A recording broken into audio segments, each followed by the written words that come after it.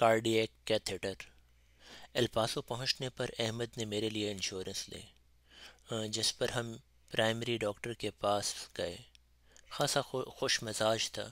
اسے میرے حلیے سے ہر دفعہ یہ توقع ہوتی تھی کہ میں اس سے اسپینش میں بات کروں گا، لیکن اس معاملے میں میں نے اسے ہر دفعہ مایوس ہی کیا۔ مجھے اس نے ایک معروف پلمنالوجسٹ کی طرف ریفر کر دیا۔ اس نے مجھے بڑی توجہ سے ایگزامن کیا اور پھر بتایا کہ میں تمہیں ایک کارڈیالوجسٹ کے پاس بھیج رہا ہوں۔ وہ تمہارے دل میں کیتھیٹر پاس کرے گا اور دل کے خانوں میں کتنا پریشر ہے رپورٹ بنا کر دے گا۔ ویسے تو اس کے لیے کافی انتظار کرنا پڑتا ہے، لیکن وہ میرا دوست ہے، تمہیں جلدی وقت دے دے گا۔ میں اس سے فون پر بات کر لوں گا۔ اب ہم کارڈیالوجسٹ سے اپوائنٹمنٹ پر گئے۔ اس کا کوئی پاکستانی ڈاکٹر دوست لاہور میں کارڈیالوجسٹ تھا، اس لیے وہ میرے ساتھ بڑی خوش اخلاقی سے پیش آیا اور اس نے چند دن بعد ہسپتال میں آنے کا کہا اور اس پروسیجر کے لیے ہدایت تحریر کر دیں۔ میں اور احمد اس دن ہسپتال پہنچ گئے۔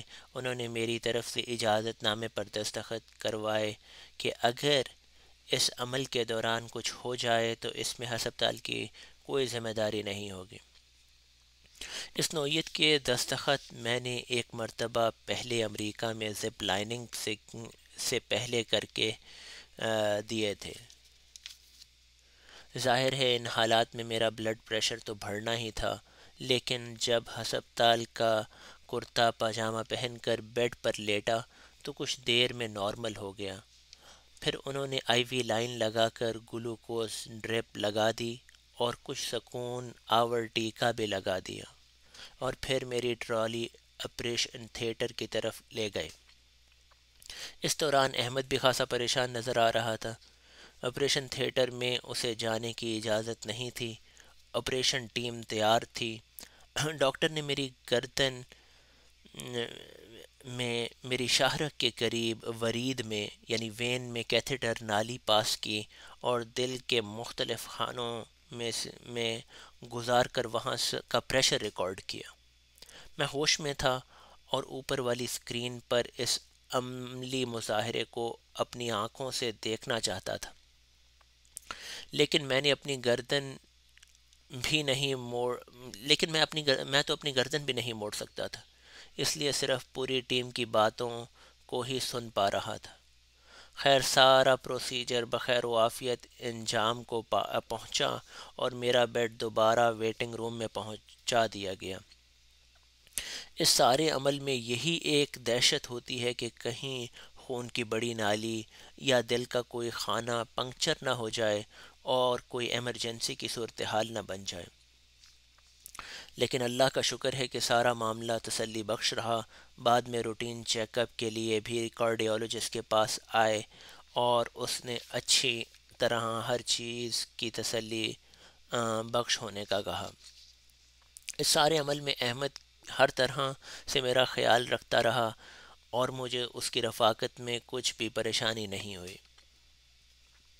ہم جب رپورٹ لے کر پلمنالوجسٹ کے پاس گئے تو اس نے مجھے کسی قسم کی کوئی دوائی نہیں لکھ کر دی، بس یہ کہا کہ پہاڑ تو پھیپھڑوں کے دشمن ہوتے ہیں۔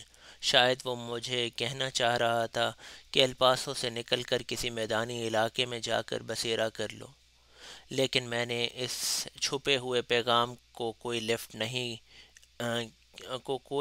نہیں کیونکہ مجھے بھی بذات خود الپاسو کا پہاڑوں سے گھرا ہوا ایبٹاباد جیسا شہر بہت پسند تھا۔ حالانکہ وہاں قیام کے دوران ایک بڑا ہی مشکل وقت بھی آیا۔ ہوا یوں کہ ہم سب گھر والے گرمیوں کی چھٹیوں میں عثمان کے پاس میری لینڈ گئے ہوئے تھے۔ ہماری عدم موجودگی میں پانی کا کوئی پائپ لیک کر گیا اور گھر کے سارے فرش پر پانی اکٹھا ہو گیا۔ آفس والوں نے فون پر اطلاع دی۔ جو چیزیں فرش سے بلندی پر تھیں وہ تو محفوظ رہیں، فرش پر پڑی چیزیں خراب ہو گئیں اور آفس والوں نے ہمارے گھر کا سارا سامان ڈبوں میں بند کر کے کسی اور بلاک کے ایک کمرے والے فلیٹ میں شفٹ کر دیا اور کچھ اسٹور میں رکھ دیا۔ جب ہم چھٹیوں سے واپس آئے تو ہمارا فلیٹ رہنے کے قابل نہیں تھا اور ان کے پاس صرف وہی ایک کمرے والا فلیٹ خالی موجود تھا۔ اس کے علاوہ ان کے پاس ہمارے لیے کوئی اور چوائس نہیں تھی۔